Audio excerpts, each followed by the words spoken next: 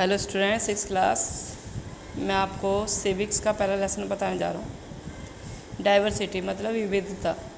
India is worst country. India एक बहुत बड़ी कंट्री है जिसमें बहुत बड़ा लोकतंत्र है और सबसे बड़ा लोकतंत्र इंडिया का ही है। और ये एक स्वतंत्र देश है, रिपब्लिक गणतंत्र देश है। तो इसके अंदर विभिन्न प्रकार के मतलब विविधता बहुत है। विविधता मतलब कि जैसे देखा जाए तो जाति की विविधता बहुत है, धर्म की विविधता बहुत है, क्लास की विविधता बहुत है।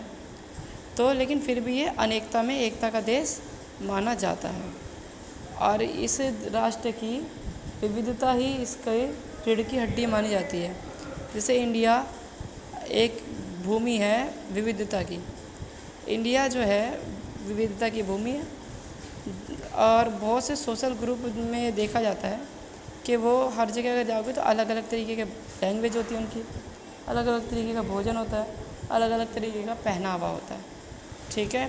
लेकिन धर्म भी अलग अलग है, लेकिन फिर भी वो हमारे देश में निवास करते हैं।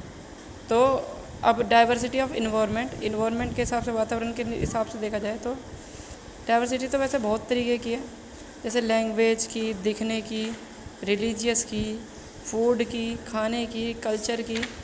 तो लेकिन एटमॉस्फेयर की भी है। अब जैसे इन्वायरमेंट, वातावरण की, जैसे कहीं कहीं in India there are culture thread that the binding Indian together despite all form of different expressing the diversity, although differences to rise but the faster they rise, strengthening the national integrity the faster they are curbed। कहने का मतलब ये है language से, cast से, किसी भी चीज़ से वो अलग हो, लेकिन एक धागा है उनके कल्चर का, उस धागे में सभी तरीके के वो पिरो के एक माला टाइप की बन जाती है और एक राष्ट्र को मतलब एक से कंधे मिला के, हाथ से हाथ मिलाकर वो राष्ट्र का निर्माण करते हैं।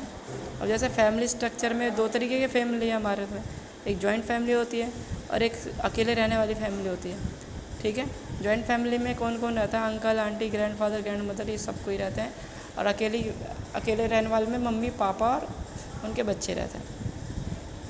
अब है डाइवर्सिटी इन लैंग्वेज में डाइवर्सिटी कैसी है? 22 लैंग्वेज है हमारे उसमें, जैसे असम, बंगाली, बोडो, डोगरी, गुजराती, हिंदी, कन्नड़, कश्मीरी, कोंकणी, मैथिली, मलयालम, मणिपुरी, मराठी, नेपाली, ओडिया, पंजाबी, संस्कृत, संतली, सिंधी, ये सारी भाषा है।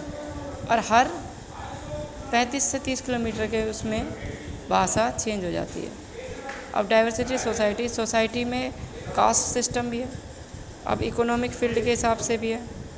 प्राइमरी एक्टिविटी में कौन कौन आता है? पहले इकोनॉमिक्स जो है कौन करता है? Farming, mining, fishing. दूसरे कौन है? दूसरे बुनने वाले और कारपेंटर। तीसरे एक्टिविटी कौन है? टीचिंग और बैंकिंग, ठीक है। ये भी आता है। अब unity in diversity, Pandit Jawaharlal Nehru ने क्या कहा था कि हमारे देश में यूनिटी में ही अनेकता में एकता है। बेशक से सब कोई अलग अलग धर्म से, अलग अलग जाति से, अलग अलग स्थान से निवास करते हो, लेकिन सब ने आज़ादी एक साथ पाई थी। लैंग्वेज, सारी लैंग्वेजों को एक साथ मान्यता प्राप्त है। कहने का अर्थ ये कि इतनी सारी विभिन्नता होकर भी हमारा देश एक ही है। तो इस लेसन को इस तरीके से आप अच्छे से पढ़ेंगे और समझने की कोशिश करेंगे, ठीक है।